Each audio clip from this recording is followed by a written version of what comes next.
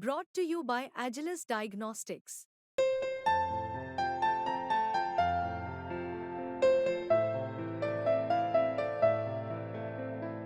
Agilus Diagnostics. मैं सिर्फ आपकी बात नहीं सुन रहा हूँ, मैं दिमाग से नहीं सुन रहा हूँ, मैं दिल से सुन रहा हूँ, मैं शरीर से सुन रहा हूँ।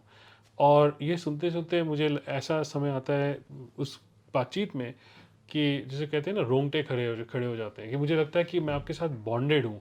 मुझे इतना अच्छा फीलिंग हो रहा है जो जिसकी जिसकी जिस जिसको मैं सुन रहा हूँ। अगर आप किसी और अपने लिए भी ऐसे सुन सकते हैं कि ऐसा क्या वैल्यू है जब आपके लाइफ में दुविधा आए, कष्ट हो, पर कोई आपका दरवाज़ा खटखटाए कि मुझे ये चाहिए, ये वैल्यू चाहिए, आप अपने आप को रोक नहीं पाएंगे। इंडियन एजुकेशन जो थी पहले, वो ये समझती थी, वो कहती थी कि है, इसलिए आप इसको क्या बोलते हैं, सैंक्टिफाई करते थे हम, जल फेंकते थे, हर नर्व सेंटर पे हम उसको टैप करते थे, बहुत कुछ होता था। जिन्हें पता है वो जानते हैं कि ये एक इंटीग्रल पार्ट था Indian understanding of mind and body. अब ये धीरे धीरे हम यहीं आ रहे हैं साइंस में कि माइंड एंड बॉडी को आप सेपरेट नहीं कर सकते हो। ये बहुत इस इन दोनों का एक खेल है। The neuro science of values. हाँ। क्योंकि सामान्य तौर पर हम जो वैल्यूज़ हैं लाइफ के उनको शारीरिक चीज़ों से जोड़कर नहीं देखते हैं। हाँ। जो लोग विज्ञान नहीं पढ़े, मैं उनकी बात कर रहा हूँ। दर्शन और आध्यात्म में तो हमें पढ़ाया जाता है, या भौतिक संसार में हमें पता है कि ये कप है तो इसका ये मूल्य है। और हम किसी आदमी के, जो आपने हमारी बातचीत की शुरुआत में कही कि सच बोलो, एक यूनिवर्सल वैल्यू है कि भाई सच बोलना चाहिए। परोपकार, किसी की मदद करो। कुछ अच्छी भावनाएं हैं और कुछ बुरी भावनाएं, ये पूरी दुनिया में लगभग एक जैसी हैं। मानना न मानना हर व्यक्ति पर अलग होता है, और वहीं से ये वैल्यूज़ की बात आती है कि आप अपनी लाइफ में क्या, किस चीज़ को कितना महत्व देते हो, और अल्टीमेट वो आपको कहाँ लेकर जाएगा।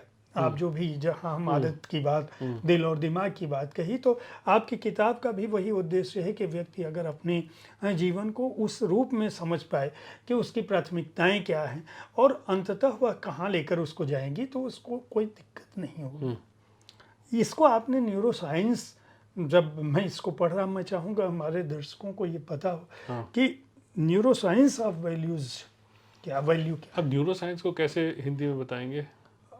तंत्र स्नायु, तंत्र विज्ञान मान लीजिए, या स्नायु विज्ञान कह सकते हैं। स्नायुग विज्ञान। स्नायु स्नायु स्नायु विज्ञान। तंत्र कह लेते हैं, तांत्रिका, तंत्रिका से। अच्छा, ओके। तो ये जो चैप्टर है, ये बहुत ही अनोखा किस्सा है।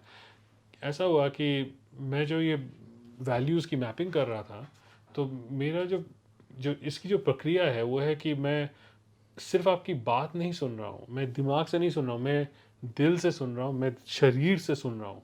और ये सुनते-सुनते मुझे ऐसा समय आता है उस बातचीत में कि जिसे कहते हैं ना, रोंगटे खड़े हो जाते हैं कि मुझे लगता है कि मैं आपके साथ बॉन्डेड हूँ। मुझे इतना अच्छा फीलिंग हो रहा है जो जिसकी जिसकी जिस जिसको मैं सुन रहा हूँ। और इसके पहले चैप्टर में I think I describe it as listening for gold. और एल को अगर आपने निकाल दिया, कंप्यूटर साइंस पैरामीटराइज कर दिया, तो listening for God, lower case G. तो एंड गॉड की भी मैंने सेक्युलर डेफिनेशन दी है, लोअर केस जी, कि it's a 100% commitment to a value, a narrow value. अगर हम भारत में आप देखेंगे, इतने सारे हम जो मानते हैं देव देवता, वो एक नैरो वैल्यू के गॉड है। तो मैं ये नहीं कह रहा हूँ कि सब ऐसे हैं, बट मान लीजिए अगर ऐसा संभव हो पाए, अगर आप किसी और अपने लिए भी ऐसे सुन सकते हैं कि ऐसा क्या वैल्यू है जब आपके लाइफ में दुविधा आए, कष्ट हो, पर कोई आपका दरवाज़ा खटखटाए कि मुझे ये चाहिए, ये वैल्यू चाहिए, आप अपने आप को रोक नहीं पाएंगे। आपकी गंगा बहती रहेगी। ये क्या है वैल्यू? तो अगर ऐसी कोई वैल्यू मिले, तो आप उस वैल्यू के गॉड हो गए ना। तो ये जब आविष्कार होता है अपने में या फिर अपने सामने बैठे इंसान में, तो मैंने देखा है कि कुछ होता है, लाइक मुझे एक वाइब्रेशन आ रही है, and the other person is also feeling it, उनको भी महसूस हो रहा है। तो फिर मैं पूछने लगा अपने आप को कि ये क्या मैं दिमाग का खेल कर रहा हूँ कि मुझे इतना अच्छा लग रहा है, या फिर कुछ हो रहा है बॉडी में। तो मैं प्रोफेसर हावर्ड के पास वापस गया। आपके प्रोफेसर हावर्ड के किस्से काफ़ी हैं किताब में, वो बड़े अनोखे सोच वाले इंसान हैं, ऐसा मैंने कोई दूसरा नहीं देखा है। तो वो बोले कि सौमिक तुमने कैसे सोच लिया। तो मैंने उनको कहा था कि मेरा तो पीएचडी ख़त्म हो गया, अब मैं रिसर्च कैसे करूं। अब मुझे असली सवाल अब मिला है कि क्या हो रहा है मेरे शरीर में। काश मैं खुद को एमआरआई जो होता है ना एमआरआई मशीन में घुसा दूं और दूसरे को पर्सन को भी मैंने घुसा दूं तो और ब्रेन में देखूं क्या हो रहा है।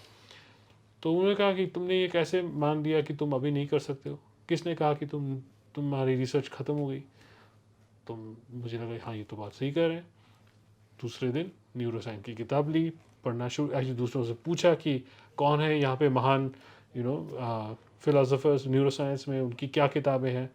पढ़ा और देखा कि अच्छा एमआरआई मशीन उतना रिलायबल नहीं है, ये इमोशन रिसर्च है जो कि बहुत सालों से चला आता है आ रहा है। और उसमें वो गैल्वेनिक स्किन कंडक्टेंस की बात करते हैं।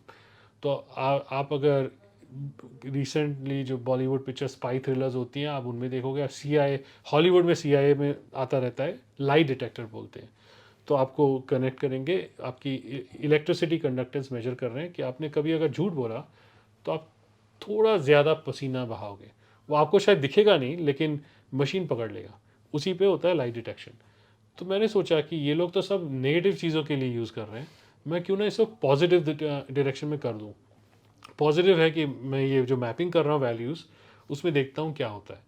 और सरप्राइजिंगली मैंने देखा कि जब मुझे फील हो रहा है तो मैं नोट कर रहा हूँ कि इस टाइम ये टाइम है और मुझे बहुत वाइब्रेशन आ रही है, और फिर मैं रीडिंग देख रहा हूँ, मेरा रीडिंग ऊपर हो गया। और फिर दूसरे का भी देखा कि आपको कैसा लग रहा है और वो भी नोट कर रहा है। और उसको जब वो जो बोल रहा है उसमें भावुक हो रहा है, उसकी भी रीडिंग्स दिख रही हैं।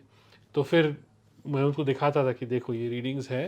तो बड़ी अजीब बात है कि जो औरतें थी, जब मैं औरतों से बात करता हूँ तो उन्हें कोई प्रॉब्लम नहीं है ये एक्सेप्ट करना कि ये मेरी फीलिंग्स है, ये रियल है। लेकिन जो मर्द हैं उनको बड़ा अच्छा लगता था रीडिंग्स देख के कि अरे ये तो कमाल है। तो लेडीज़ बोलती थी अरे तो आपको डेटा देखना पड़ा ये मानने के लिए कि फीलिंग्स रियल है, सीरियसली। सो ये एक मैंने देखा डिफरेंस है जेंडर्स में, इन कैसे प्रोसेस करते हैं। लेकिन मर्दों को बहुत अच्छा लगता है डेटा देख के, अरे हाँ ये लगता है ये रियल है। लाइक बॉस ये रियल है। ये हमारी न्यूरल सिस्टम ऐसे वायर्ड है। अनफॉर्चुनेटली हमारी शिक्षा प्रणाली में इसको समझने की जो प्रक्रिया वो नहीं है। और जो जितना मेरा मानना है, शायद आप इसमें भी बात कर सकते हैं कि इंडियन एजुकेशन जो थी पहले वो ये समझती थी, वो कहती थी कि है इसलिए आप इसको क्या बोलते हैं सैंक्टिफाई करते थे हम, जल फेंकते थे हर नर्व सेंटर पे, हम उसको टैप करते थे, बहुत कुछ होता था। जिन्हें पता है वो जानते हैं कि ये एक इंटीग्रल पार्ट था Indian understanding of mind and body. अब ये धीरे धीरे हम यहीं आ रहे हैं साइंस में कि माइंड एंड बॉडी को आप सेपरेट नहीं कर सकते हो। ये बहुत इन दोनों का एक खेल है।